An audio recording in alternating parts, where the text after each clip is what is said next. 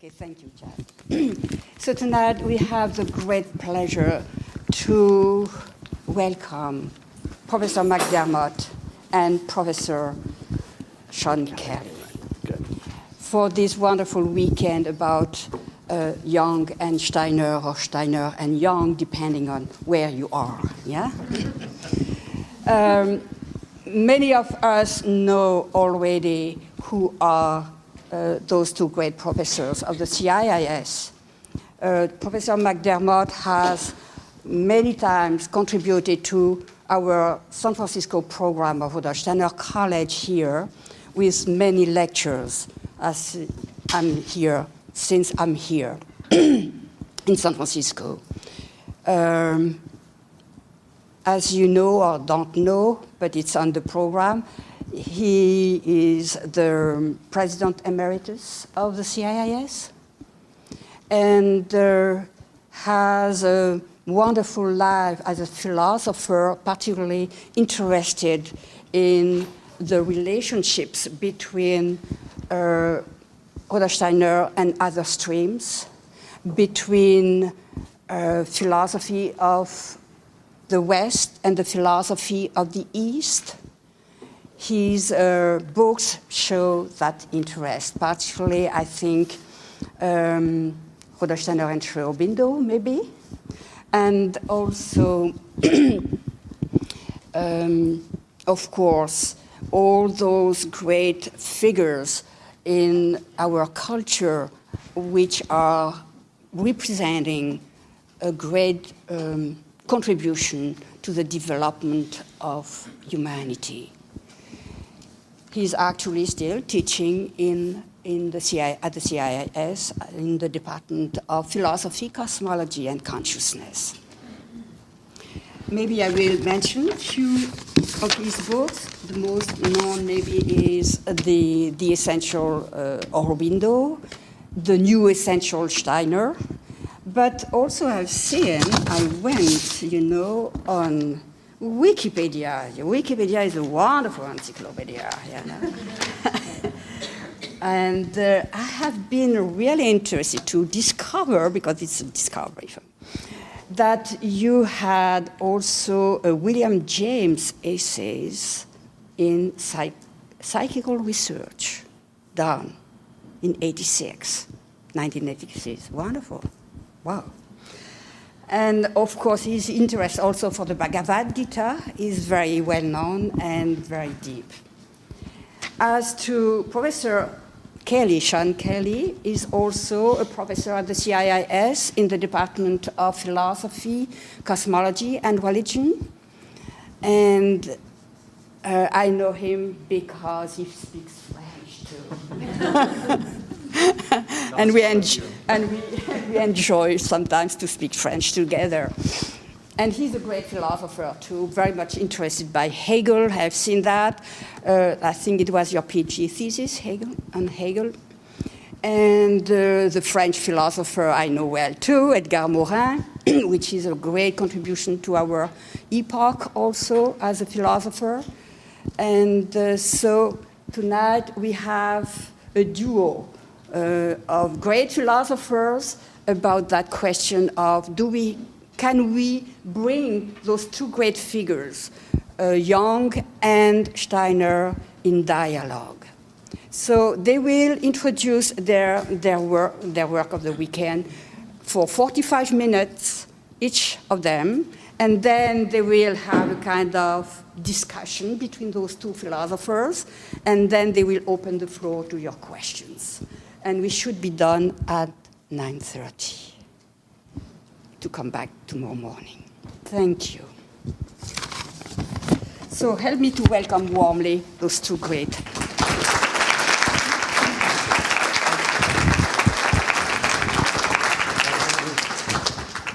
Do I need this? You don't need it. Want to take it?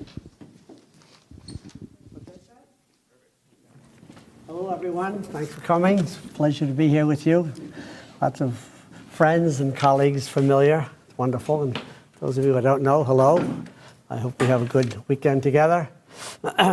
So my friend Sean and I are giving a course at in our department called Steiner and Jung. It's taken us a while to get to that place where he's been doing Jung, I've been doing Steiner, and then we just figured we really have to get them to make up for what they didn't accomplish, actually. They were living just a half hour apart from each other, and they managed to miss each other completely. It's easier in the next generation to do that. Sometimes when these great figures are building a body of work, they're not that good at peripheral vision. They're really better at digging in deeper and deeper with the people who share their vision. So we're doing a little comparisons, contrasts, and we're very good friends, even though they weren't. So we'll see what we can do about that. So tonight we're each going to talk about the life and the work of these two figures, and then we'll exchange a little bit unrehearsed, and then we'll have some questions. And we'll do something like that tomorrow, as Irene said. So one of the important, I think it's a fact, but characteristics of Rudolf Steiner's life and work is that the esoteric, the deep, the spiritual, the mysterious, the somewhat inaccessible part, and the completely public, accessible, kind of ordinary part constantly interpenetrate. So this is not the kind of a mystic, in a cave, just desperate for 24/7 silence. He was really in the world through his entire life.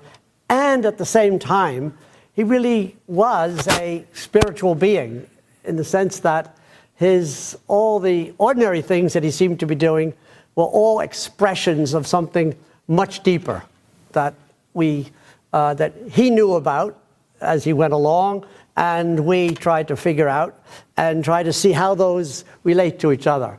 So tonight I'm doing a biography, and so part of what I'll be saying is, when was he born? I may not even mention that, actually.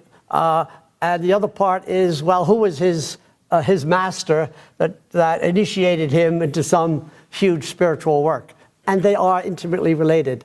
And so lots of people pay attention to biographies, but not much with context and not much with, the mysterious part. Steiner really paid attention to all the layers of the self, the physical, the etheric, the life self, then the soul level, the personality quality, and then this karmic sense of the I that comes into the world with a task and a mission and then the person tries to find what is that mission, who do I work with, and who's out to get me, and that whole drama that unfolds, sometimes in a way that's quite beautiful and graced, and sometimes in a way that's mixed with a lot of pain and suffering, tragedy. All right? Okay, so Rudolf Steiner had the great opportunity to be born in the natural world, in the Austro-Hungarian Empire, surrounded by mountains and beautiful access to nature. At the same time, his father was a station master on the big train that would come through. And so he had that mechanical side, which Steiner himself cultivated. And he also had this beautiful relationship, a kind of shamanic relationship to the natural world. And very often with Steiner, you say on the one hand, on the other hand, and they're not contradictory hands. They work together pretty well in a highly evolved person. So he was I guess we would say he was a working class person, as they were not extremely poor, but they were certainly not affluent. There were 3 children, and his father had this job, and so we really come to see him in his distinctness at around age 7, when he's in the station house, and a figure appears to him asking for help. And so he's doesn't quite know what to make of it. It's a kind of a ghostly figure. She asks for his help. He doesn't say what he said to her, but she then left. And then the next day, he overheard his parents talking about his father's cousin who had committed suicide. So we can get a glimpse into who this person is, in a certain sense, from her vantage point. There she is on the other side, right? She's ended her life, and the next day, she's looking for help. And so we would think she would go to an adult, someone with some life experience. But the world must be such that now we're going into Steiner's worldview, that he already, at age 7, was a highly evolved soul as a result of a previous life or previous lives. Okay? So she could see from this vantage an evolved soul, even though the evolved soul is in the biography at that point of a 7-year-old. So already life is different from what most of us think, or we may think that sometimes, but we don't always think that, and it's not really what our culture thinks. So it's a bit of a kind of a wake moment. Wow. So she could see that in him. What is the world like that she had that consciousness, that he could be seen, that she would know to ask him, that he would know not to say anything about it, all that stuff just in a little episode that gives us a clue, a glimpse.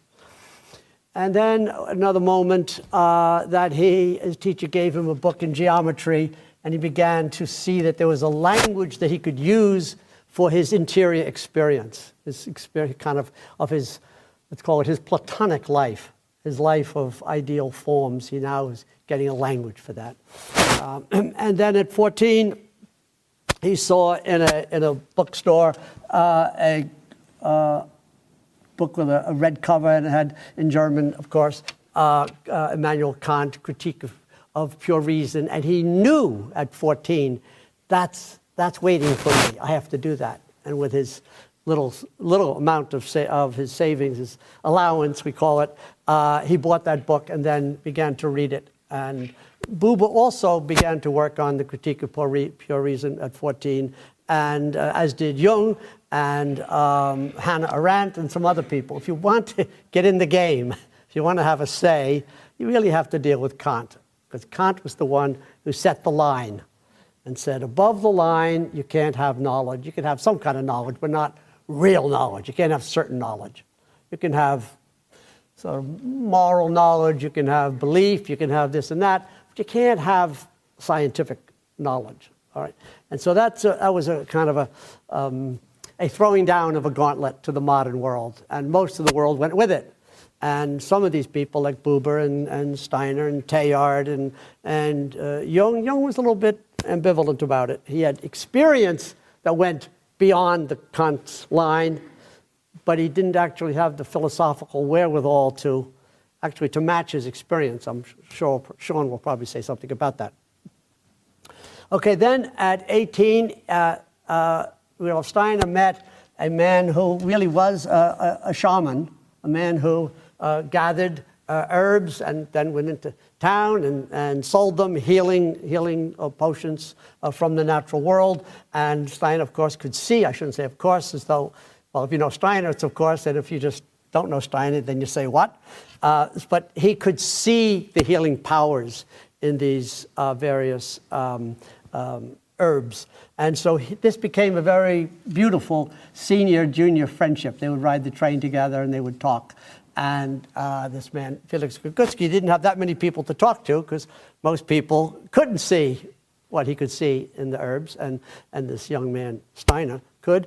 And Steiner didn't have anyone to speak to because he didn't know anybody who could see these things either, and also who didn't have the sense of themselves or of him as having some sort of working up to some kind of work, a task, a mission, something.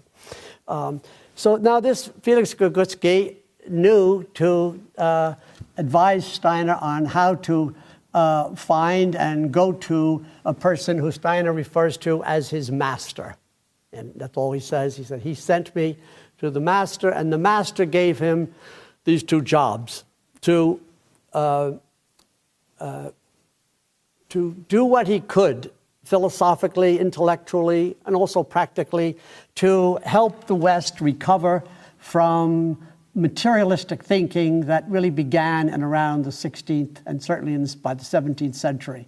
The kind of scientific philosophical thinking which basically said that we can't have any knowledge of spiritual realities. All of our knowledge is sense-based, and we can't get above that line. Well, Kant was kind of the ultimate version of the limit because it was so brilliantly articulated. And so that was Steiner's job: take on the West and convince the West that you can and you should think differently. And if you don't, then you will constantly be cut off, alienated from deep sources of wisdom and spiritual insight, and also healing, as a very important part with Jung, because Jung was a healer doctor. I think Steiner was a healer too, but Jung's primary, almost exclusive work was to heal individuals and then thereby to try to heal the culture. And so if you're cut off from deep sources, you can't heal deep illnesses. You can heal superficial ones, but not the deep ones that cause alienation and depression and loss of direction and despair. All right, so the other job that the master, whose name Steiner didn't disclose, and it's not even clear whether the person was a human being on Earth or a human being not on Earth or a non-human being. All we know is that this being Steiner was able to hear what this person said in some way. It could be a dream, it could be a voice, it could be whatever. I don't know. But the second job was to reintroduce karma, the law of the value consequences of thoughts and actions, the enduring value or negative value. It doesn't have to be positive, it can be negative value, the continuity or the endurance of the value of thoughts and deeds. That when you say something and do something, it doesn't just go away. And we're learning that in ecology, there's no away.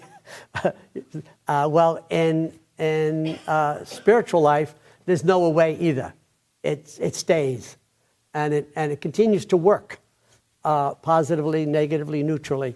And so Steiner's job was to get the West to try to begin to recover what it once had, particularly in the Greek world, this sense that everything is significant, everything lasts, everything is influential, and especially now if you start thinking about multiple lives. So when you come into a earthly incarnation, you already have a big history, a long biography.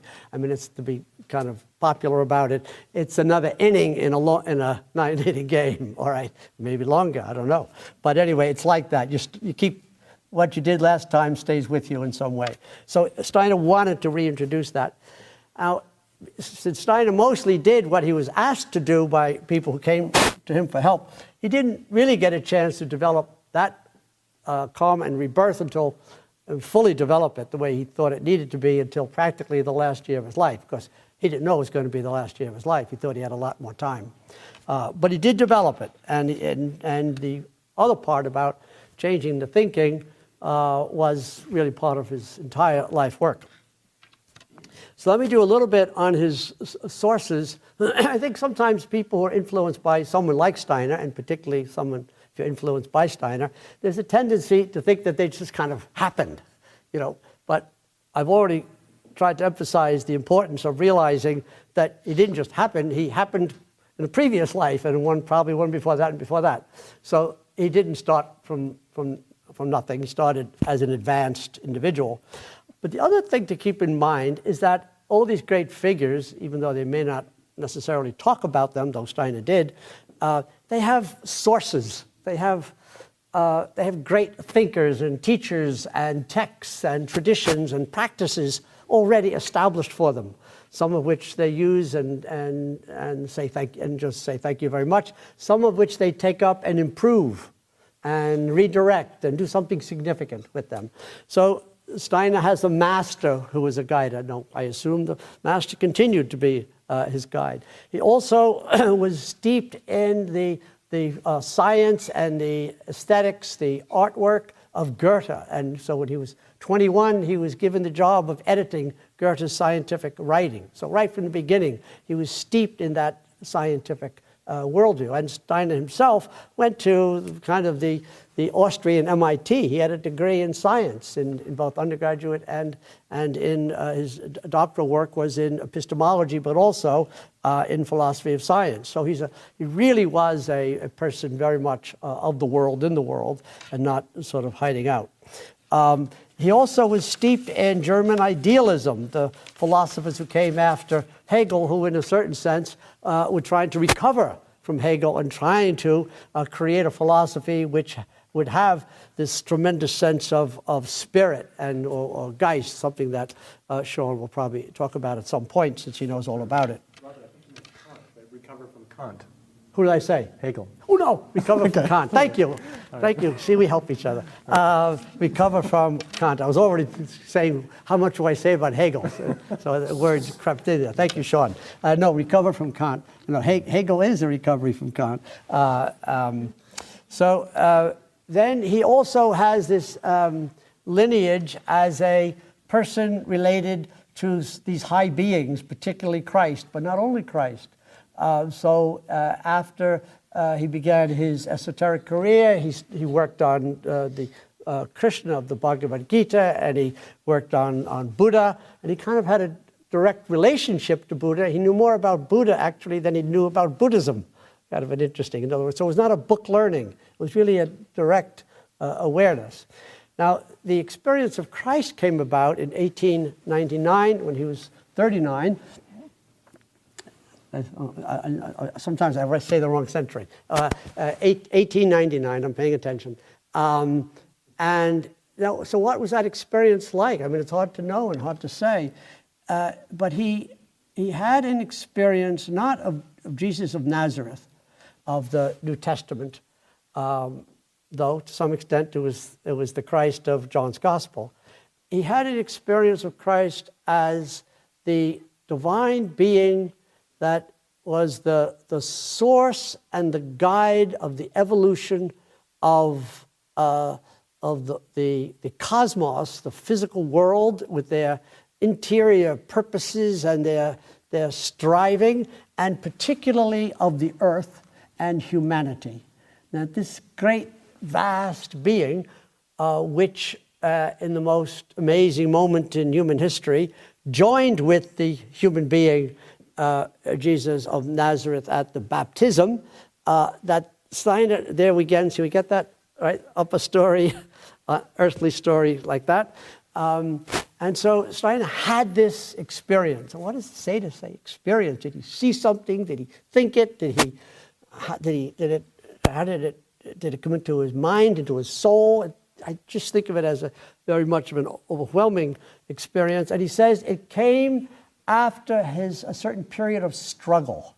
He was trying to find a relationship to Christianity, but he couldn't find a denomination, he couldn't find a church, he couldn't find his way. And there wasn't anything that was speaking about the experiences that he knew about by his clairvoyance, his clear seeing. So he had this great experience, and then he went and to find a community. If you're a great teacher, you have to have some students. So he then was invited by the Theosophists, the people interested in spiritual knowledge, and he then became a teacher in that community. Became the head of the German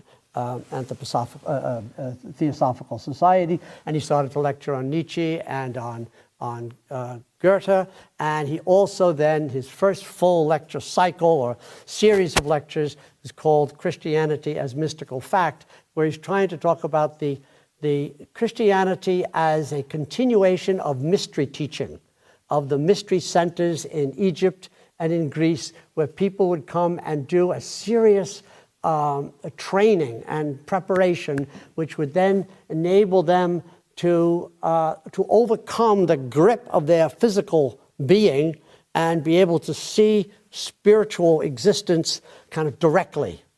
So these then, they became initiates. They were initiated.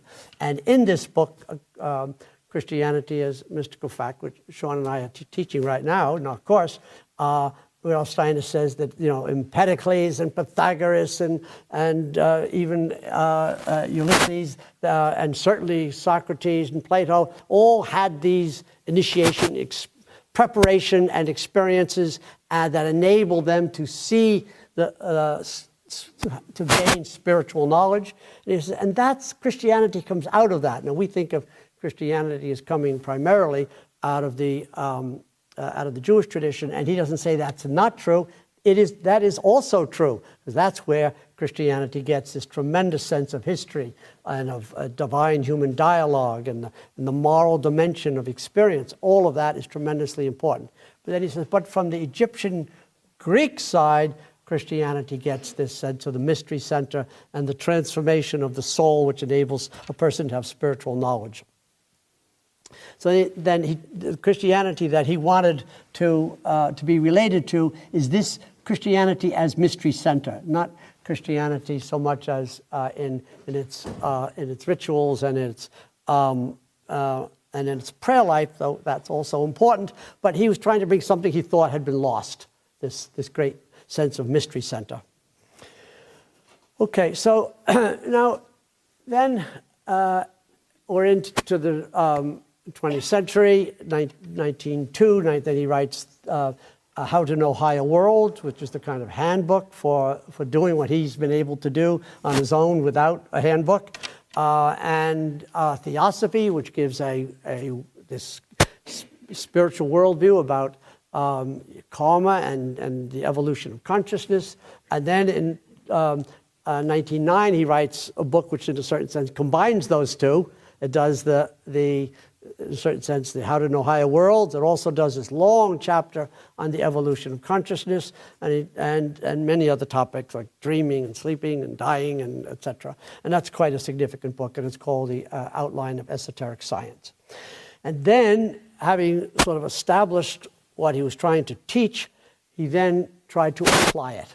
And so he gets involved with the arts, with the sciences, with architecture, and he designs a magnificent wooden building with certain forms that would enable people to come in and get a kind of an aha, or this tremendous sense of being at home in the physical world in a way that the spiritual of a person could be met by the spiritual dimension of this physical building. So this is built by hand with wood from all over the world, and they're hammering. In the meantime, all the guns are going off around in the First World War with all these countries fighting each other, and the people from those countries are building this building together. It's quite a remarkable picture, I think. And alas, as happened so often with Rudolf Steiner's work, that some negative force broke in, and the Goetheanum, as it was called in honor of Goethe, was just finished when it was burned by arson. So, and Steiner stood there all through the night watching it go up in flames, this building which he not only had designed and worked on with these workers, but in which he had invested the conviction that people really could people in the West could make a relationship between their interior life and at least one physical reality, this architectural kind of a wonder. And that burning of that physical being with a certain life dimension in it, because of all the labor and the sacrifice that went into it, pulled out, I believe, his own life principle, his own etheric body, and it weakened him very, very significantly. And other works that he did also kind of drained him. Sometimes it was just crazy schedules or just so many people just scratching at him and help me do this and that, and how do I do this, and also just making the peace among all these people who are arguing all the time. And one chapter that I actually think was not so painful and kind of nice was that Emil Molt, a owner of a tobacco factory, quite a large factory, invited him to come and create a school for the teachers. For the workers in the factory. And he said, we have all these workers and their children, we don't have any school, and they deserve a good school. And Steiner came and gave lectures on my shelf. It must be, I don't know, 100, 150 lectures, maybe more, on all the way from, the preschool to nursery school to kindergarten to first grade to third to sixth to ninth, and right up to high school, and right down to what to do at snack and which stories to tell and when to introduce geography, what kind of geography, which stories and the myths, and try to keep the child in the imaginal realm as long as possible, which of course we're not doing in our culture.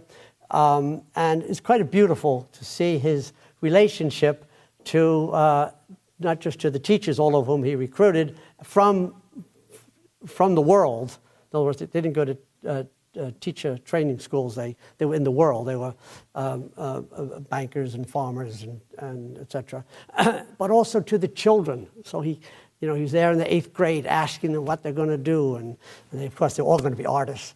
And he said, well, wait a minute, we're going to need somebody to build and run the trains, and bankers, we're going to need all these practical things. And so he always had that sense that everything needs to be spiritualized. Don't just do spirit by doing spirit. You do spirit by doing what is to be done. And then priests, most of these Lutheran priests came and said, we don't feel that our rituals have a sufficient life. And so he gave them the sacraments to perform. And he didn't join that community, but he gave it to them with his blessing and somehow brought it from the spiritual world. So now we're going to get a chance to talk tonight and tomorrow about how does one do this? How does one do Jungian individuation, and how does one try to make a little progress in this path of initiation that Steiner taught? But just try to keep in mind as we go along that Steiner says anthroposophy is a path of knowledge to lead the spiritual in the individual to the spiritual in the universe. Try to keep that in mind, because it has two parts: self, which he's really devoted to, so he's not one of these social thinkers that just has clusters. It's real, individual, karmically significant beings, and the whole universe, from sticks and stones and sand to the entire cosmos. And the task of human life is to make the relationship by active, participatory response, reverence, humility, all these ways that we can and must make real to us the mysteries and the glories of the universe. So it looks like it's thinking, and it is, but it's thinking that clearly involves affect, involves affection, involves loving. It's, in a certain sense, it's more like loving than what we call thinking. It also involves activity, because you have to make new thoughts. So his whole idea is to think in a way that you're being creative in the act of thinking. It's a brand new thought that you make out of your deepest self. So it's what Coleridge calls imagination. And all of this would be just kind of exciting, except that we actually like to do and to what these tempters, these beings, really high, powerful, brilliant beings, Lucifer and Ahriman, are trying to get us to do. And in fact, they've mostly succeeded in getting us to do, which is not think originally, but think kind of derivatively, right? And not look for spiritual realities, but look for surfaces and what's in front of us and what can we use to our advantage. So in a way, we're drawn to this, or you wouldn't be here. At the same time, even though we are here talking about this and and probably spending a lot of your time and effort in this regard, nevertheless, is a way in which this other dimension of being dependent and being kind of devoted to surfaces is more powerful than what Steiner exemplifies and recommends. The starting fresh every moment with a thought, a feeling, an act of generosity, of humility, which is true to who I have been, which is true to my karmic path, my whole way of accomplishing what I came to do. So he's inviting us into a tremendous adventure, which is both beautiful and difficult. I'm reminded of Spinoza. All things excellent are as beautiful as they are rare. All right, well, have it right? I think so. So that's what he's inviting us to. That's beautiful and rare, and against, sort of in a sense, against the time, against our own time. So we came into this incarnation to take on this task, which our culture gives us, which is mostly dead thinking and inadequate affect. And so we recognize that this is what we should be doing. We should be offsetting what the culture is teaching and rewarding. And so we're in the right place. At the same time, we're also comfortable in this culture. So to do what Steiner is recommending is very much countercultural. And that could be kind of difficult and sometimes it seems not so rewarding. It's kind of hard. It's kind of slow. It's kind of and Steiner, who was able to do these things so brilliantly, paid a price at every turn. I mean, he couldn't get people to do what he was suggesting. He couldn't get them to get along. And he had then, toward the end of his life, when he became very, very famous, he had people showing up who wanted to kill him and certainly prevent him from teaching. And those people then became Nazis, and he became dead because he was dead at 65, probably from some negative forces. I mean, you could say it was exhaustion, but he was exhausted by fighting negative forces in the spiritual world. So if you get into this, or if those of you who are into it, you know that the beings all around, it's a very full cosmos of warring beings. And Steiner was a servant of the love and truth against beings who weren't absolutely evil. They just had their own way of doing something, maybe prematurely, or maybe just with a slight twist that made it not quite right, and yet very inviting, very attractive. Lucifer and Ahriman are very attractive, as we'll do when we get a chance to talk. So I just wanted to give you some sense of who Rudolf Steiner was, maybe even is. How do we know? How do I know? What happened to these great beings? Do they come again? Do they guide us? How do we know about that? That's something to learn about. And that the task is terribly serious, and it has its meaning on a very long trajectory. It's not a quick fix. It's you came to do this if you're here seriously, and you may not do it so well, but it's a preparation. You're going to have another life. You're going to try it again and again. And what it is has something to do with being present to spiritual realities, even though your culture is not. So you've always got to counter. And that's what I think one of the most important things that we learn from Steiner. Just stay at it.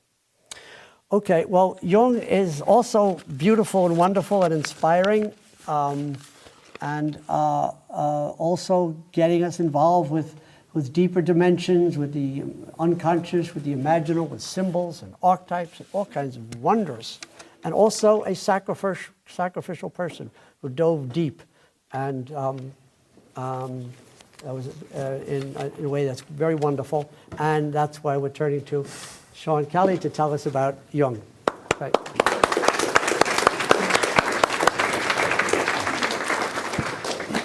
I didn't drink. Thank you, Robert. That was great.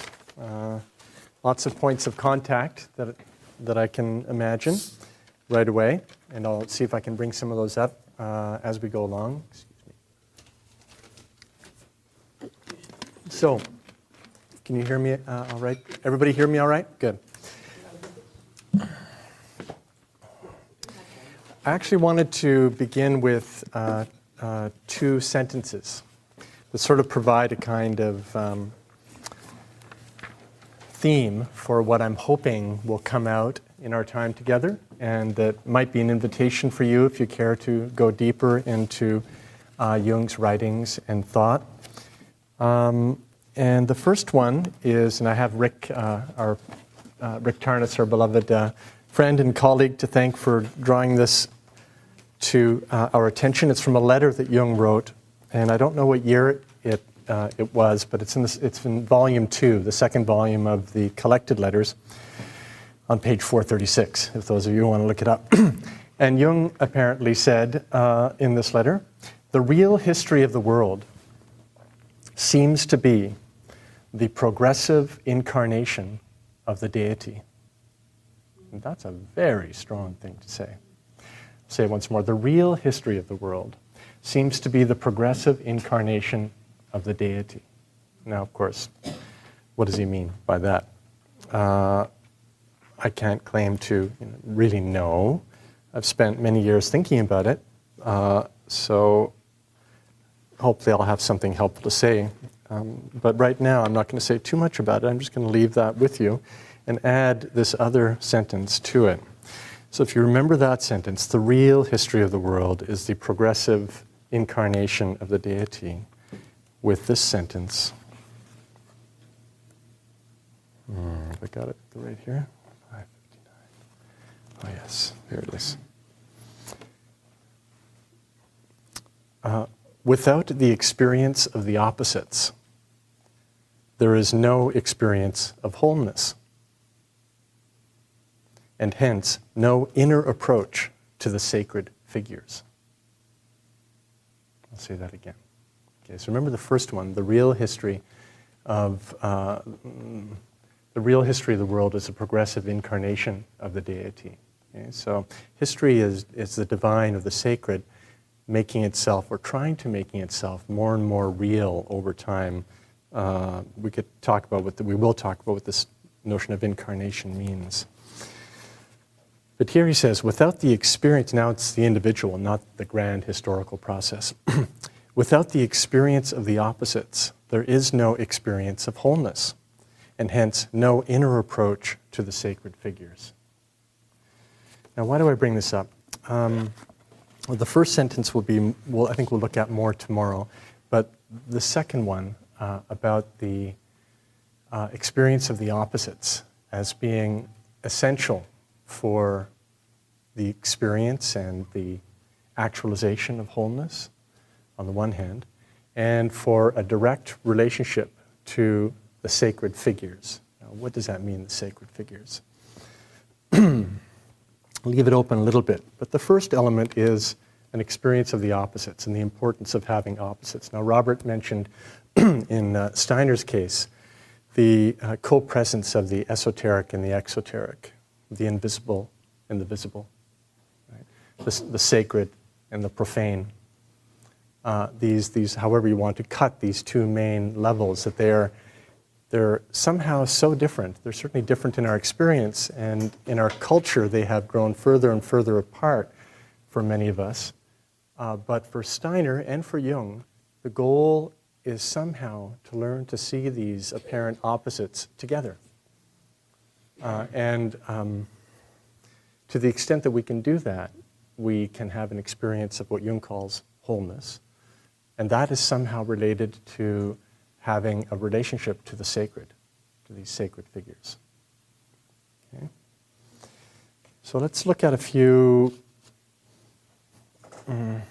high points in Jung's life where this principle of the opposites, of wholeness, the relationship to the sacred, becomes obvious or more obvious or apparent.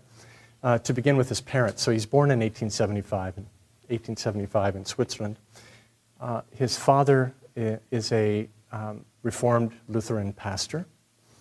By all accounts, a very good man, loving man, principled man, who at the same time, despite his commitment to his faith, had lost his faith. Strove for years to have a living relationship to God, to the sacred images, to the sacred figures. But for whatever reason, was not able to have that. And Jung recounts the really disturbing sight of seeing his father praying, and he could feel the agony, the sort of soul agony of his father, who I imagine was feeling cut off from a direct living relationship to the divine. So his father's a pastor who is nevertheless forsaken, God forsaken.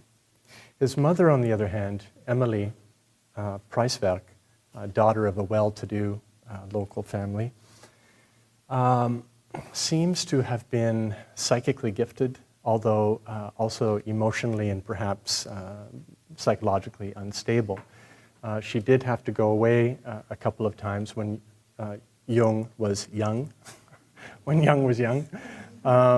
So the young Jung ended up having to be apart from his mother, and that had a profound effect on him for that period that she was away. On the other hand, when she was around, that also had an effect on him because she got very strange, particularly at night, where she would converse with spirits. She would see spirits, and Jung also one night saw a spirit coming out of her room. And so we have, on the one hand, the father, who is an official external representative of a relationship to the sacred, who is God-forsaken. Then we have a mother who is supposed to be a kind of typical, stereotypical stay-at-home mother at the time, who has a direct living relationship to the invisible world. Okay. Interesting tension or contrast in his parents here. Now, Jung, if you're interested, if you haven't read Memories, Dreams, Reflections, I highly recommend it. It's just packed full of memories, dreams, and reflections, strangely enough. But very, very engaging and many of them very inspiring. And one of the experiences that Jung recounts is not a dream, it's a kind of waking vision. And it happened when he was preparing, at the same time that he was preparing for his formal initiation into the Lutheran Church. And he was quite excited about this period, actually. He was reading in the Catechism, and he was fascinated by this notion of the Trinity, especially. And he asked his father at one point, you know, when are we going to get to the Trinity? You're going to tell me what the Trinity is all about. His father said, oh, nobody understands. I don't understand that. And that was it. It was just, right? So, but in any case, Jung was still quite vital and at this period of his life, and he recounts one day where he was walking, I think he was walking to school, and it was a sunny day, and you could see the light glistening off the shiny roof of the Basel Cathedral, and he thought, oh, what a beautiful world, sunny day, God's in heaven, and all of a sudden he started getting gripped by this sort of anxiety and that he choked down.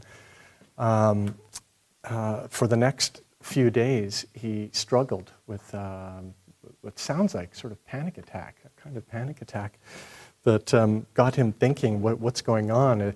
Some unbidden thought was trying to arise in him, which he couldn't quite accept.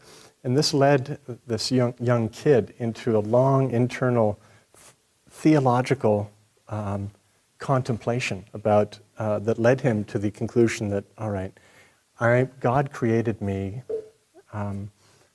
God created Adam and Eve, I'm a descendant of Adam and Eve, the world was created by God. If I'm having this thought or this impulse that's coming from me, it must somehow have its origin in God, because I didn't create it, right? So once he had a kind of theological justification for allowing himself to have the thought, it came to him. And the thought was, or the image was, it's a beautiful day, and God is up in heaven sitting on his throne, the cathedral is glimmering below. God looks at it and lets a giant turd fall from the sky, which shatters the cathedral. Now, you may think that's a little funny, but for a young kid, the son of a Protestant pastor who's preparing for his formal initiation into the church, to have this image of a defecating God who is destroying his church was quite shocking. But so this became one of his very early secrets. He didn't tell this early vision to anybody, apparently, until I believe he recounted it here to Aniela Jaffe. Or when he wrote it, actually he wrote it himself. The first part of the book is actually written by him. So here we have another example of these opposites, these seemingly irreconcilable opposites. A spiritual deity in heaven who's supposed to be a God of love and light, who's somehow associated with what people normally consider to be dirty and involved in an action of sort of rageful judgment. So love, judgment, spirit, matter. I mean, really matter, matter at its crassest. Okay? So he has many such experiences as a young kid that you can look at on your own. But now I bring you up to the time where he's gotten through school. Well, I should say that before he ended up in university for this whole period of his early childhood, he ended up adapting to these unbidden experiences, immediate experiences, dreams, visions, impulses, and so on, by recognizing that he had actually another personality, which he actually called personality number 2. So to himself, he started referring to personality number 1 and personality number 2. He didn't know at the time that there were French and German psychologists, some of the first psychologists in the 19th century, who had been studying people that now we call multiple personality disorder. They'd invented this notion of dissociation, that the psyche or the personality is not actually a monolithic thing, that it has many parts which normally function together harmoniously, but for some people, these parts can lead more or less independent lives. Now, Jung had at least 2 personalities, one that he could identify. Number 1 personality was the well-behaved son that everybody from the outside knew, who was rather clumsy, socially awkward, but doing what he needed to do to get through life. Actually very bad at math, but good at some other things.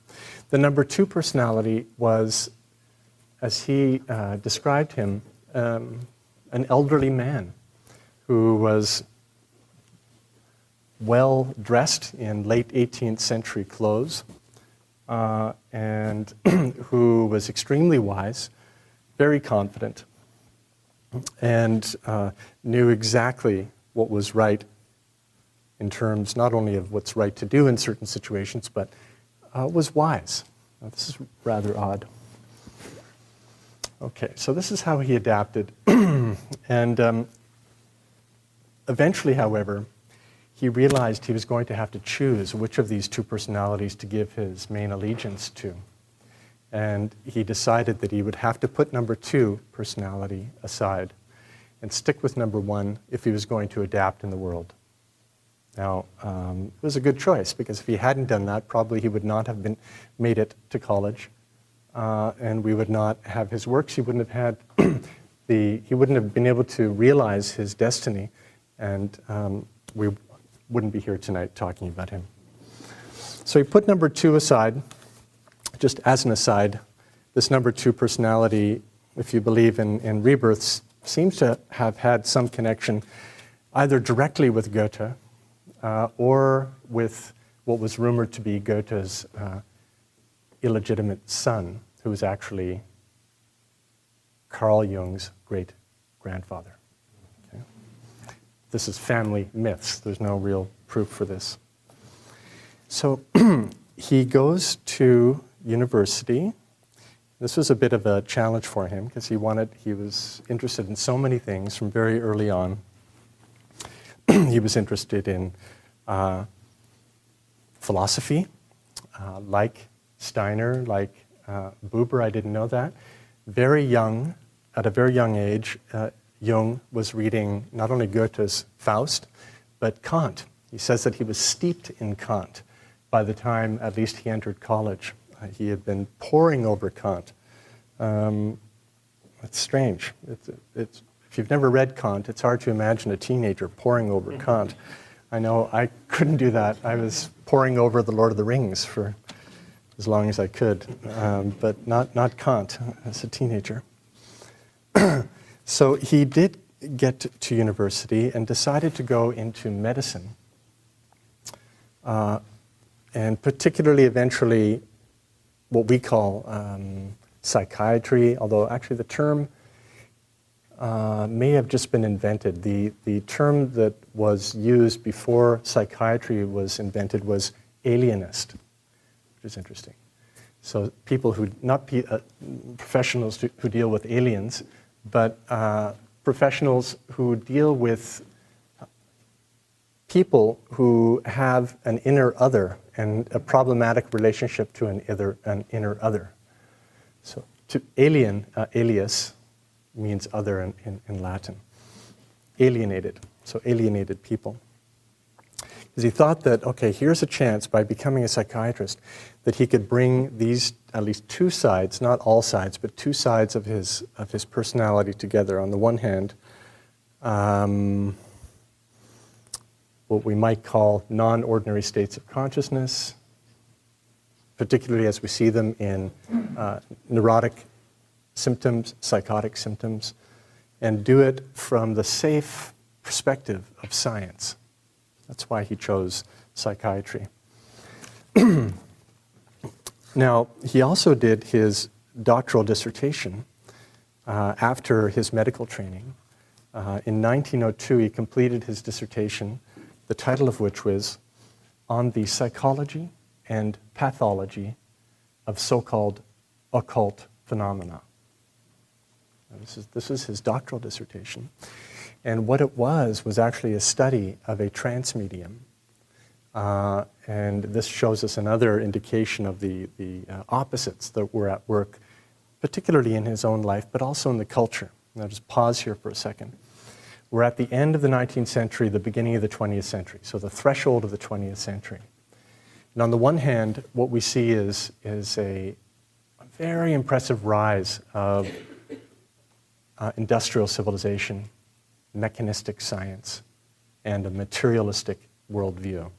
And so throughout the 19th century, as we approach the 20th century, we have the birth of chemistry, biology, physiology, the consolidation of physics.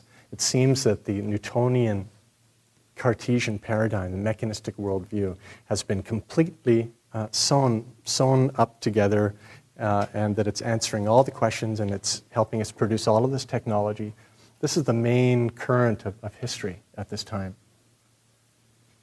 At the same time, toward the end of the 19th century, you have this wave, a countercultural wave that actually emanates very quickly from upstate New York and ends up covering the whole of the United States and all of Europe and going to South America, and that's the wave of spiritualism, where very suddenly, within a decade, and certainly by the end of the 19th century, you have tens of thousands of people from all walks of life, in the countryside, in the cities, but rural people, farmers, but also heads of state. Abraham Lincoln and his wife were having seances in the White House.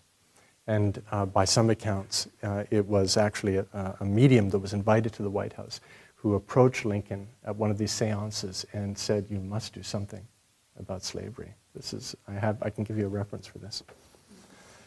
All right, so it's also about this time, of course, in England that the Society for Psychical Research was founded by some of the leading scientific minds and philosophical minds of the time. So on the one hand, it's very strange. Materialistic science is just steaming, full steam ahead, right? Actually, yeah, it is steam. It's still, no, it's cold. There's coal, and I guess the early combustion engine has just been built. On the other hand, it's like this counter-movement of spiritualism has just spread everywhere. You have seances popping up. Now, so Jung had a cousin on his mother's side who was a trance medium. And he decided to use her as his subject for his doctoral dissertation. He didn't reveal that at the time. It was an anonymous subject. But he attended all of these seances with her and witnessed firsthand apparent communication with spirits, all sorts of interesting facts coming up, which Jung, however, tried to interpret psychologically, not spiritualistically. So again, he was looking at the spiritualist phenomena, but trying to apply the new thinking in psychology that was being developed at the time. Namely, that the personality is not just one thing, it's multiple, and it has at least two layers. The conscious layer that we're normally aware of, and what Frederick Myers called a subliminal area, or what Freud eventually called the unconscious. So conscious and unconscious. At the conscious level, we feel we're one and unified and integrated. But it doesn't take much to, if we're true with ourselves, if we're honest with ourselves, to realize that, at least speaking personally, I'm not as integrated as I would like to believe. I'm not as consistent as I would like to believe. I have a single body, that's true. But, okay, well, I could dwell on this, but I won't. I'll pause here for a second. 1902, this was actually the time, Theosophy, wasn't it? You were saying? Steiner joined the Theosophical. Oh, 1902? What was I thinking? What was the date again of the lectures on Theosophy? No, the occult science. When was that? 1909. But How to Know Higher Worlds was 1904. 1904. Okay, 1909. All right. Well, in 1907, he meets Freud in person. They had been corresponding for a little time before that, and it was more or less love at first sight when they met each other. They walked for like 12 hours straight in Vienna, talking nonstop. It was clear that these two people had a destiny to do something together for the next 4 or 5 years, which they did. Jung was younger by around 15 years, I believe. So Freud was a kind of father figure. And under the influence of Freud's personality, Jung at first repressed, to use Freud's language, put aside some of his own characteristic interests in philosophy, in the occult, and so on. But eventually, he couldn't keep it back anymore. And that was part of the reason why he broke with Freud around 1913. Okay? Now, have any of you seen the movie A Dangerous Method? Just curious how many of you have seen it. Okay. Well, it's a mixture of relatively accurate and completely made up stuff, but the psychological part and the relationship with Freud seems quite accurate. I'm wondering, would you mind closing that door? Thank you. Thank you. Thank you, Robert. So, I mean, at one point, Jung was Freud's chosen successor. Freud called him his crown prince.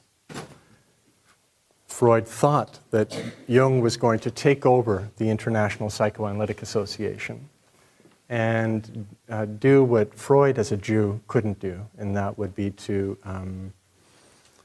give full credibility to psychoanalysis, which was in danger of being dismissed as Jewish psychology. And Jung was totally on board with this until he realized that he just couldn't restrict himself to the principles of Freud's psychology. And that precipitated a break, particularly after Jung wrote his first, not really mature book, his first book where his own soul nature started to shine through, and that was a book called The Psychology of the Unconscious, which now you can read as Symbols of Transformation. It's now available as Symbols of Transformation. That was in 1911. And once Freud got the book, that was the end. Freud saw that, okay, we're over here. We don't have time tonight to go into the nature of this book and why was Freud so unhappy with it. But the main reason is that in this book, Jung refuses to reduce the sacred images, the sacred figures of religion, mythology, world religions and mythologies, to a single element, namely the sex drive and the Oedipus complex. I mean, he recognizes that sexuality, the body, are essential for understanding the evolution of consciousness and religion. But he wants to look, in this book, he wants to look at the religious function and the symbol as something which can't be reduced to anything else, but on the contrary, actually can serve a transformative function in the evolution of consciousness. So in this book, he's looking at you might say, the forward-looking transformative potential of religious images and symbols, instead of reducing them always to the past and to early childhood. And that was unacceptable for Freud. Okay, so his relationship with Freud breaks. It's also at this time that Jung breaks off his relationship with his first patient, Sabine Spielrein.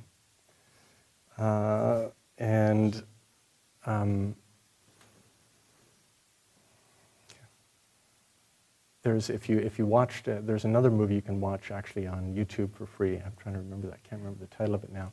It's actually a better movie in terms of capturing Sabine Spielrein and the possible relationship between Sabine and Jung. But what we do know is that she had a profound influence on Jung. It seems that they very quickly fell in love with each other. And their personal relationship started to draw out of, particularly Sabine's imagination, all sorts of mythic figures, Siegfried, and from German myth and from other sources, but mostly German myth. And they talked about this. But eventually, Jung was just married 2 years earlier, and he loved his wife. This relationship with Sabine had completely overwhelmed him. This young, basically imaginative religious genius who comes into his office, extremely neurotic. He did cure her in fairly short order. But eventually, she had to leave. He realized it couldn't work. So Freud is gone, Sabine is gone. Jung collapses, or his personality starts to, the structure of his number one personality starts to shatter. He starts seeing less patients. He stops teaching. And he goes into a period of about a 4-year period of what could be called the dark night of the soul, which in retrospect can also be seen as a prolonged initiation. It wasn't a 7-year initiation, but it was about a 4-year initiation, in the process of which he intentionally cultivated and amplified his visions and dreams, recorded them in a series of black books. A few years later, transcribed these into what became known as the Red Book, to which he also added images and paintings. How many of you have seen the Red Book? Okay, quite a few of you. If you haven't, it's really worth looking at. Now, this is a book that I had heard of when I did my dissertation on Jung and Hegel in 1988, and I'd heard of the Red Book, and I'd seen a couple of plates, and never thought that I would see it in my lifetime. And very few people had seen it. But it was, for some reason, the Jung family finally agreed to have it translated and published in a facsimile edition. So you can get this big red book now. Now, just to give you a little taste, I'll read you just a couple of sentences from the Red Book.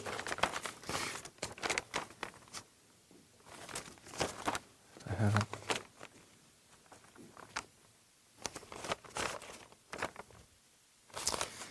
So, Jung didn't write this for the world to see, although, yeah, he didn't think that it would ever be published, and it wasn't published in his lifetime.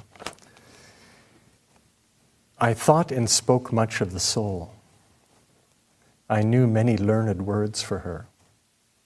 I had judged her and turned her into a scientific object. I did not consider that my soul cannot be the object of my judgment and knowledge. Much more are my judgment and knowledge the objects of my soul. Therefore, the spirit of the depths forced me to speak to my soul, to call upon her as a living and self-existing being. I had to become aware that I had lost my soul. From this we learn how the spirit of the depths considers the soul. He sees her as a living and self-existing being.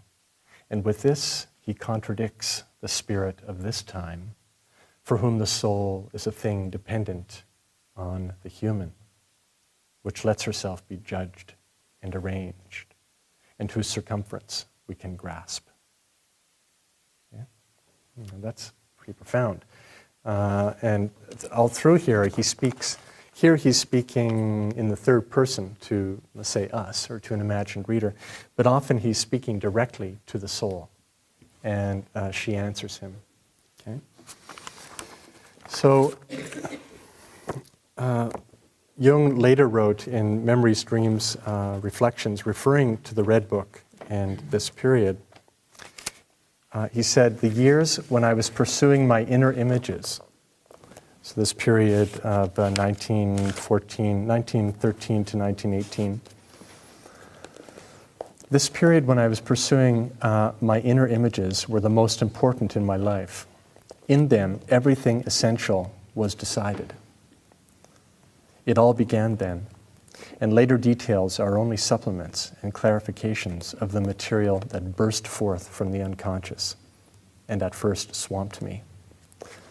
It was the prima materia, the raw material for a lifetime's work. Okay? It shows you how seriously we need to take the Red Book and that period. Okay, so again, we see Jung having gone through the training in the outside, in the external world, to get his medical degree, his doctor of philosophy, to be the representative of a leading new movement, psychoanalysis. He's seeing patients, he's married, family, totally in the world, on the one hand. On the other hand, he is being gifted or cursed with a series of feelings and impulses, images, dreams, which for some people would constitute a crippling psychosis in contemporary terms. We call it that. If you were alive today, probably it's unlikely that he would have been able to, well, who knows? If it was him, I guess he would have been. But many of us, were we to be visited with such images and impulses, it's hard to imagine that I would have the discipline and the good fortune to be able to give it form the way that he did, to contain it and nurture it long enough so that it could stabilize. And then he emerged. Now, when he emerged, when this was done, now, what else is going on here? Well, the First World War, during this period, toward the end of it, the First World War. He's having to do service, a little bit of service as a medical doctor. And one of the things that he did, how are we doing for time? I've got 10 minutes, right? I think. Yeah, but I mean, we're going till 9, right? Okay, yes. 11 minutes. During the First World War, he'd get up every morning when he was on duty, and he found himself spontaneously drawing these circles that he would later recognize as mandalas and call them mandalas. He didn't know what they were at the time. He didn't know why he was drawing them. He just felt good doing it every morning. And he realized that they were different every morning, and they constituted a kind of psychogram, he called it, of his state at the moment. And it wasn't until later that in 1927, when Richard Wilhelm, a sinologist, a German sinologist, scholar of Chinese literature, history, and philosophy, sent him this text, The Secret of the Golden Flower, an ancient Chinese alchemical text, where Jung recognized in one of the descriptions something very close to one of the mandalas that he had painted, and saw, started to get a sense of why he had been doing this. Now, I'm skipping stuff here because we don't have time, but in 1927, after Wilhelm sent him The Secret of the Golden Flower, you have a shift in Jung's interest toward alchemy, on the one hand, and to a more sustained relationship with Eastern thought as well. He'd always been aware of and somewhat interested in Eastern thought. But after his meeting with Wilhelm, he became interested in the I Ching, for instance, Taoism, but especially alchemy. Maybe we'll have time to say something about alchemy tomorrow. I'm not sure in the context of the evolution of consciousness. So from 1927 over the next pretty much 30 years, he's going to devote more and more of his attention to alchemy, comparative religion, East-West dialogue.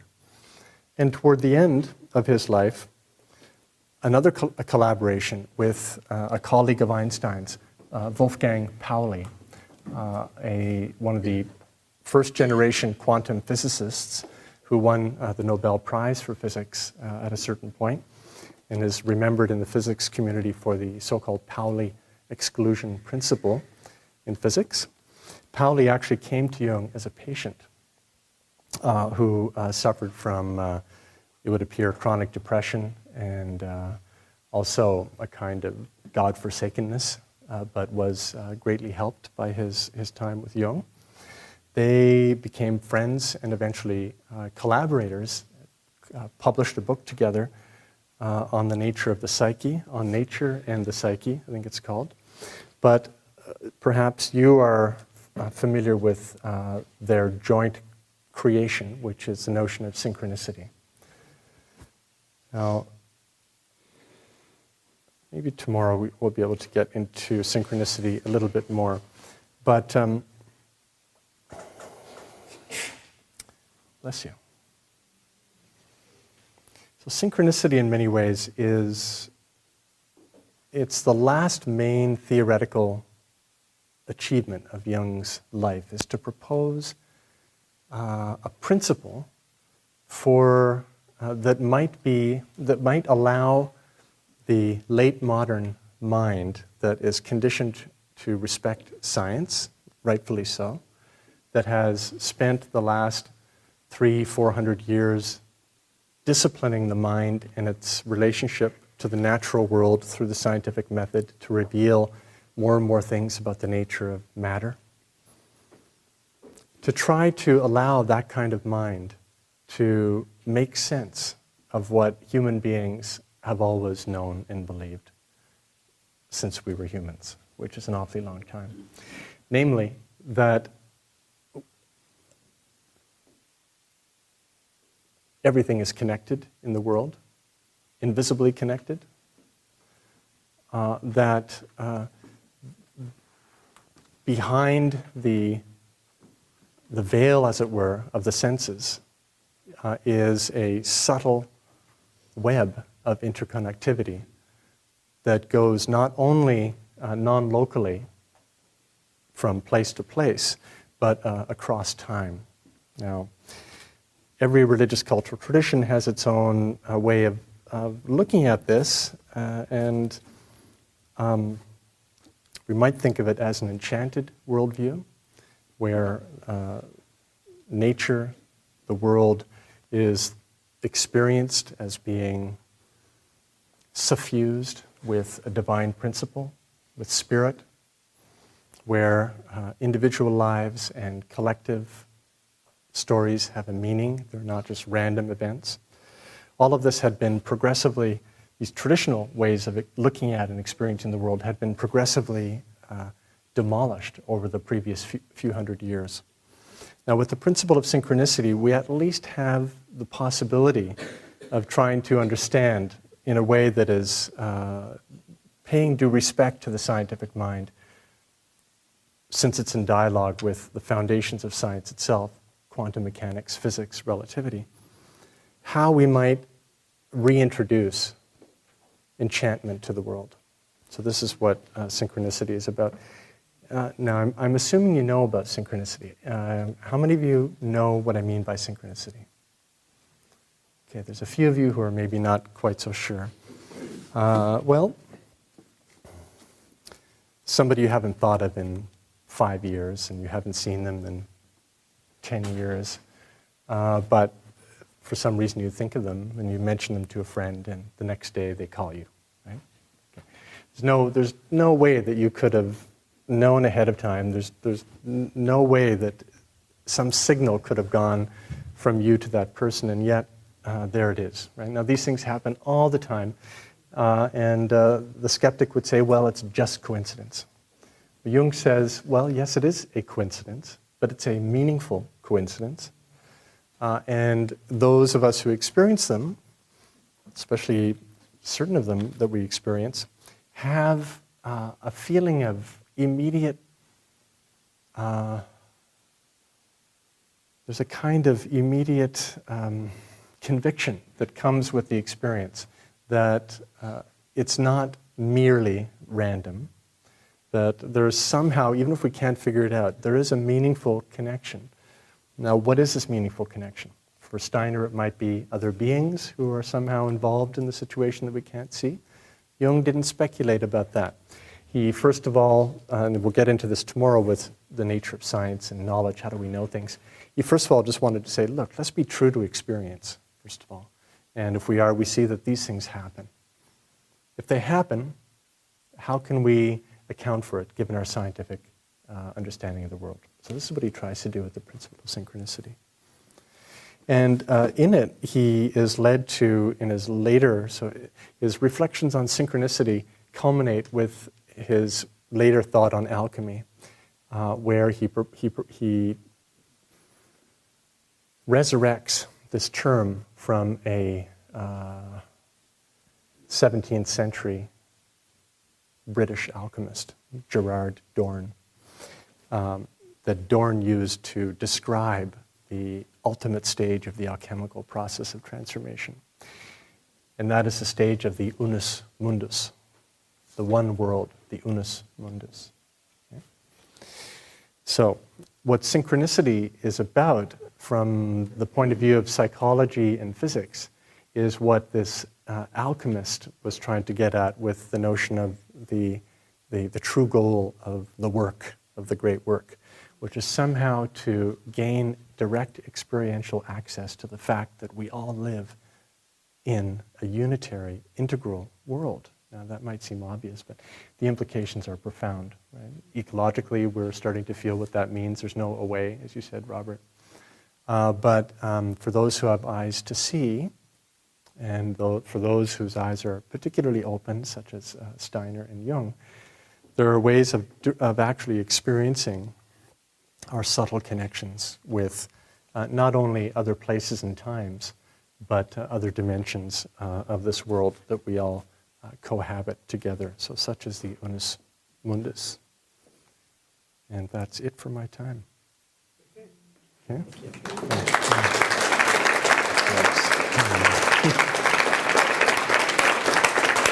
All right? Okay.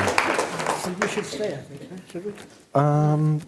So we were going to have a little exchange now? We were, but we could also just have an all. But if you have something on the tip of your tongue, why don't you go? No, it's not like that.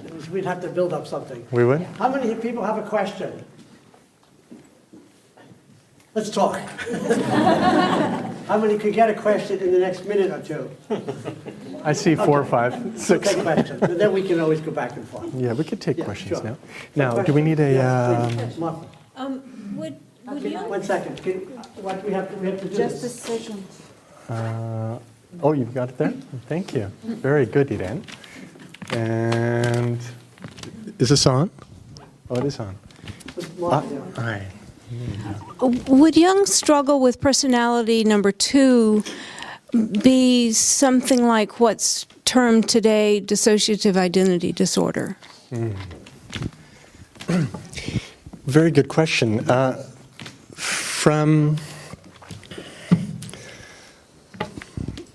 If you look at the diagnostic and statistical manual, for psychiatric disorders and so on, if you're thinking in terms of psychopathology and classification, yes, he would quite likely have, I would imagine, certainly at that time, at certain times of his life, could be classified in that way. Does that totally explain what was going on for him? Probably not, especially since, well, this is a good question. How do we know, right? How do we distinguish between pathology, psychopathology, which we normally think of as a kind of disease or disorder, on the one hand, from just something out of the ordinary on the other, a non-ordinary experience that doesn't fit into regular categories, especially if that non-ordinary experience comes with certain gifts. I mean, how do we distinguish between those two? In transpersonal psychology, some people try to get out of this by distinguishing between transpersonal and prepersonal, but it's very hard to sort out. William James in The Varieties of Religious Experience says that the things that come to us, these non-ordinary experiences, he says that seraph and snake lie side by side in these experiences. So, and for James, as for Jung, the question would be, well, what can we do with these experiences? Do they lead to greater insight and compassion and creativity, or do they lead to destruction and pain? So if we take that more pragmatic approach, then we can start to make some helpful distinctions, maybe. But I think Jung would be reluctant to categorize it too soon. Although for other people he might not. I mean, I've seen him even in films. He speaks very confidently about psychosis and so on. But whether he would have considered his own experience psychotic, I don't know. Many people do.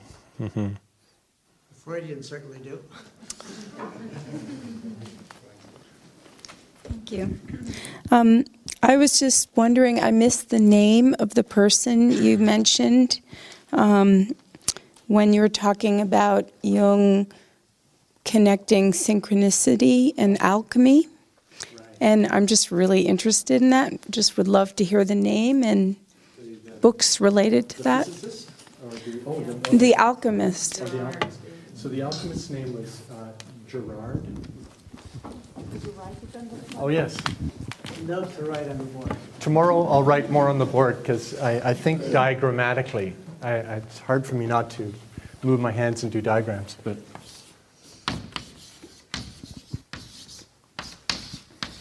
Gerard Dorn, and he has this notion of the unus mundus, the one world. And this is, if you want to read more about it, it's actually in one of the most, probably the most difficult of Jung's books, because there's so many quotes, most of them in Latin and Greek and so on, although they're mostly translated, but it's still very hard. It's in Mysterium Conjunctionis.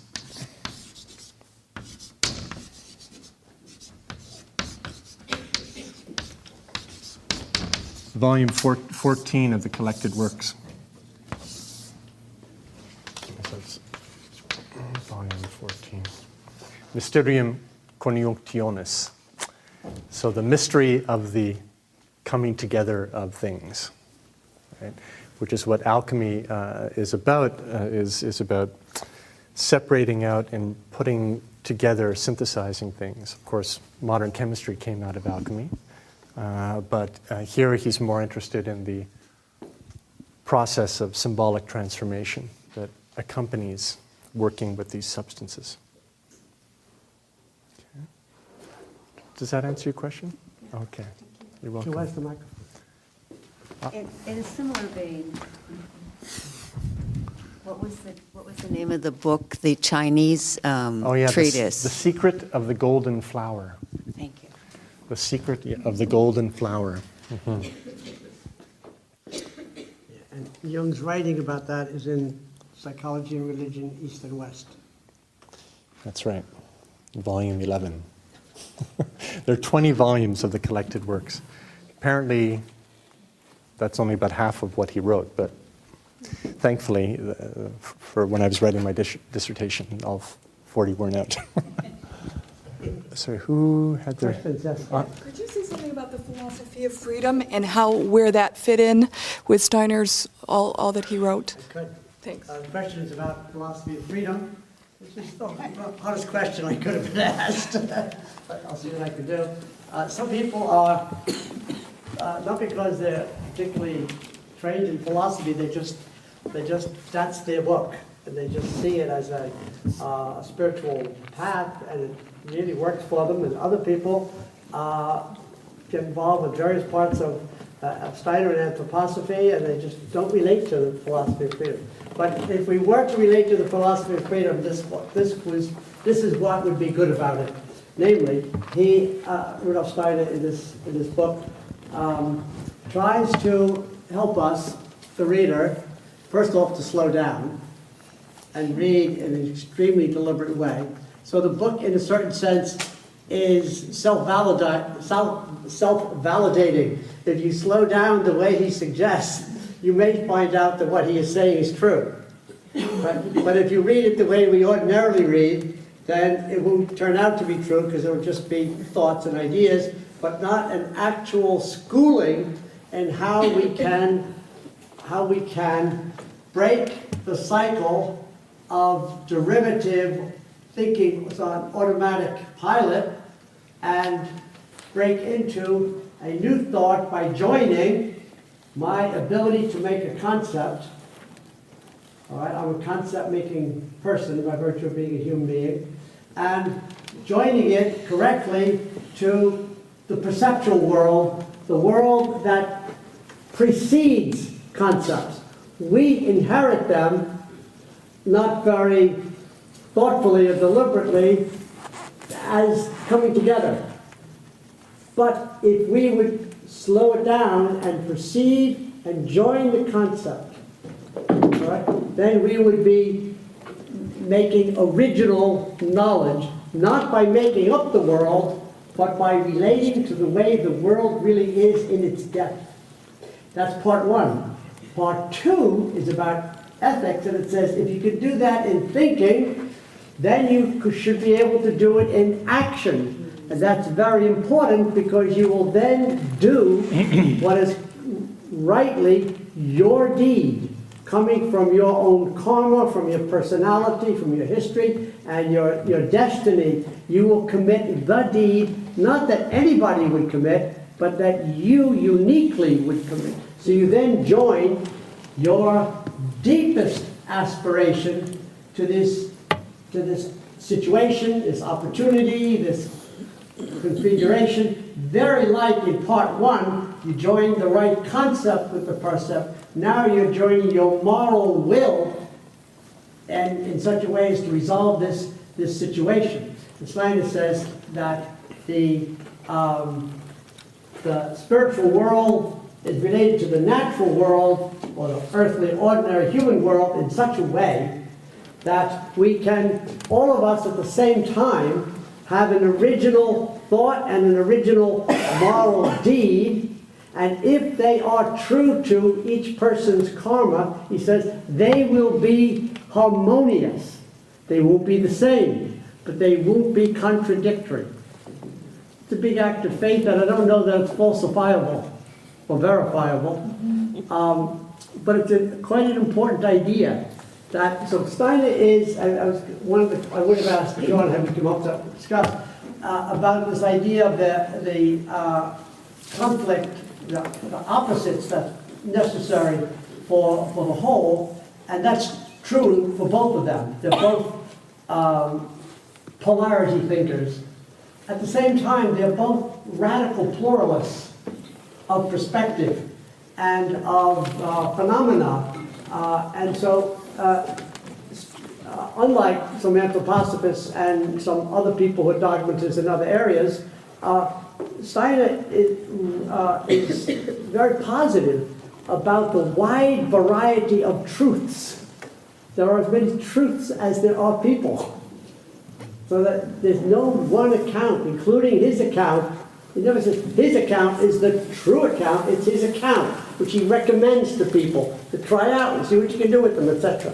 So the philosophy of freedom really is a freeing of our thinking that can and should be in deepest possible harmony with our karma, our destiny, our deepest soul nature. But it's hard to get from the page to that. It's a hard book. But for some people, it's just exactly right. Other people learn this by painting, or by dealing with children, or farming. Namely, how do I do what is exactly original and true to my nature, and at the same time, true to the spiritual world, which my nature is also related to. So it's holding many parts together. Okay. Close. Yeah, Close. thank you. Yeah. Thank you. Yeah. Palmer has a little book that's helpful. What Rudolf Steiner says about his book is very helpful when you read what he thinks he was doing. Other places too. Quite a few books. If you look at the catalog, you'll find lots of books on philosophy of freedom, and the book itself is very wonderful. And for some people. Yeah, there you go. I have a question for the two of you. In hearing a little bit of the biography of both Steiner and Jung, I'm struck by the engagement with invisible occult realities in both of their histories. With Steiner, at that young age, the visitation, the ant, then the experience of the Christ nature, and with Jung, the seances, and then the period of the Red Book when all these sacred figures from Philemon, and other figures enter the consciousness. And I'd just like to hear from both of you, since this seems so crucial, this background, both of them, if you can venture any kind of comparison about the character and kind of their relationship to these invisible figures, however you classify them. They might not all be of the same kind. And how they take that then into their work and the world. Steiner's relation to the Christ on the one hand, Jung's relationship to, a figure like Philemon, which he keeps private. But there's something about a close similarity, and yet a very, also I think, a real difference in how they engage these invisible realities and work with them. Well, maybe we'll say more tomorrow, but I think one of the things that's an immediate difference that strikes me, excuse me, is Jung's unshakable commitment to the limits set by Kant in terms of what we can know exists.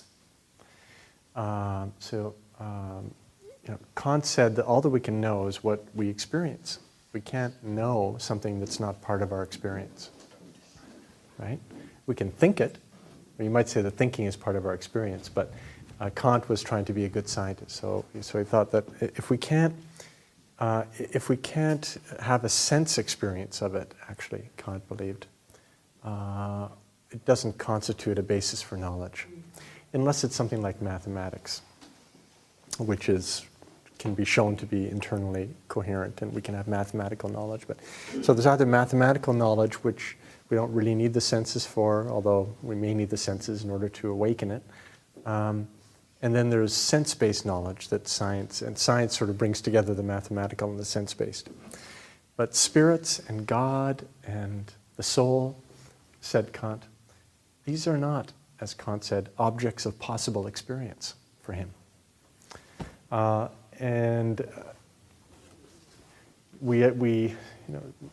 and others realized that one of the reasons why we believe this is because cultures all have their own accounts of the spirit worlds, and they seem to be so different. They all have different accounts of God and different accounts of the afterlife and so on. So Jung wanted to place his feet firmly in the spirit of the times that was guided by science, the scientific method, and the philosophical sort of limits to knowledge that Kant had established at the end of the 18th century, around the time of the French Revolution. Whereas Steiner just throws that away. Isn't that right? He throws it away, he breaks through it. Well, no, but he just denies it. He just denies it. Well, he says denies the knowledge is not so limited.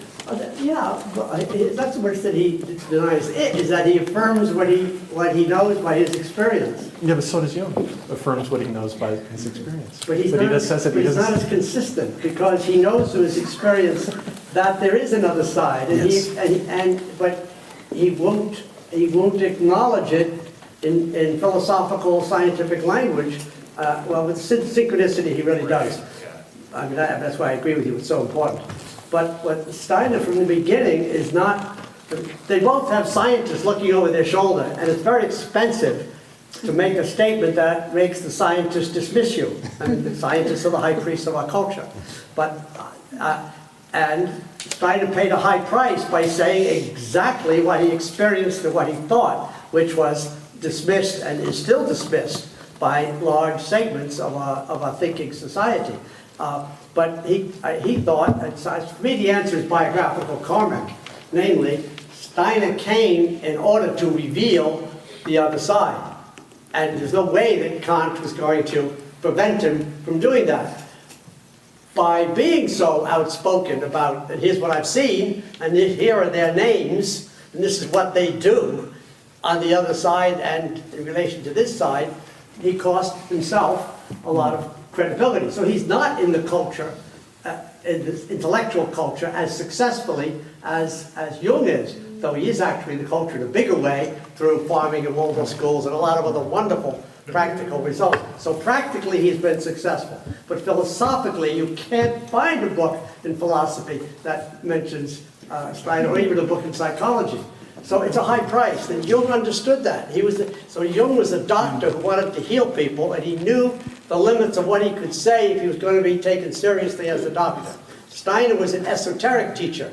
So if he didn't do that, then he wasn't an esoteric teacher. So they both, I think, went in the real world in ways that had a certain limitations that they knew would be costly or not. Jung held back in order to have a certain kind of success. I mean, he didn't hold back completely. He broke with Freud. A lot of people broke with him. He still, New York Times, New York Review of Books still don't treat him with respect. So there is a price for everything that crosses the Kantian line. Personally, I think that Jung limited his own genius by not forthrightly dealing with the fact that he knew better. He was having these amazing experiences. He didn't have the names for them the way Steiner did, but he was making breakthroughs at every turn. And synchronicity is just one of the vivid ways that he makes the connection between the conscious and the unconscious. So we talk about the ceiling, but in a way it's a little confusing. We get caught in our spatial metaphors because for Jung, the forbidden area that he breaks into is the unconscious, which we think of as under, etc. So we just have to turn it upside down. But it's a battle either way to cross the line. And experientially, he crossed the line many, many times. But Kant had him by the throat. Or the doctors, or Freud, or somebody that he wasn't as forthright as Steiner. By being forthright, Steiner then has passages and whole books that people say, give me a break. This is too far across the line. Nobody knows that, certainly not with all that degree of confidence. So we need them both. But I think Jung is about halfway to Steiner. But we need him. We could take him to certain dinner parties, we can't take Steiner. On the other hand, we know Waldorf schools, and Jung didn't give us Waldorf schools. Or biodynamic studying, a lot of other things. That's true. Other questions? That's John. Yeah, we need one of those.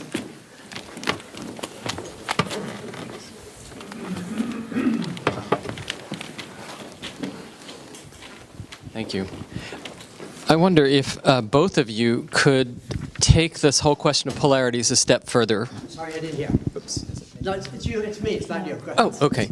I wondered if both of you could take this question of polarities a little bit further. Both of you mentioned them. Both of you probably have them connected with Goethe's work, and yet you went very different places with them. Okay. I mostly think about polarities in terms of Barfield, but Sean, you want to go first? Well, polarities. I just found this it's related to this, but it actually ties together your question to the last thing here. Very, very brief. He says, if the unconscious can contain everything that is known to be a function of consciousness, then we are faced with the possibility that it too, like consciousness, possesses a subject. Right? Anyway, he says, this conclusion finds an expression in the common and ever-recurring use of the term subconsciousness. The latter term is certainly open to misunderstanding, as either it means what is below consciousness, or postulates a lower and secondary consciousness. At the same time, this hypothetical subconsciousness, which immediately becomes associated with a superconsciousness, and he goes on and on and on. So he says, my concept of the unconscious leaves the question of above or below completely open, as it embraces both aspects of the psyche. Right? So that's just on the unconscious, above, below. We do think of it as a depth dimension. But polarity, from Jung's point of view, there's a tradition of thinking in the West that goes back to Heraclitus, before Socrates. But you even see it in Plato. And then you see it, of course, in Christianity in a big way, with crucifixion, with the incarnation, these polarities of spirit and flesh, time and eternity, the infinite and the finite. So there's that whole tradition. Then also, though, particularly around the time of the French Revolution, you have romantic poets and philosophers like Goethe and Coleridge and Hegel, whose thinking is on fire with the dynamic tension of opposites and polarities. William Blake, in his beautiful book, actually is a prototype for Jung's Red Book. The real title of Jung's Red Book is Liber Novus, the new book, the new kind of book. But actually it wasn't that new. William Blake had done it before Jung, about 100 years earlier, with The Marriage of Heaven and Hell and his other books, but particularly The Marriage of Heaven and Hell, these two opposites, these polarities, right? So there's a strand of experience and thinking in philosophy and in literature that is centered around the dynamic tension of opposites. You see it in alchemy. All of that feeds into Jung in psychology. But I'm not sure about... Curious, what's behind the question? What are you looking for? You needed to have an ulterior motive? Or just what would be a good answer? Well, how do they deal with the both and? How do they deal with the both and? Right. They are both end thinkers. Yes, but Yeah. they're very different. Yeah. They are different. Well, the way I think about it, I don't know if this is an answer to your question, but, Sean mentioned, I think you did, Lucifer and Ahriman, and we're going to talk about that in relation to evil. And so this all comes. We don't create this. I mean, the polarity is from the beginning. Sin and salvation or Lucifer. And so for Steiner, the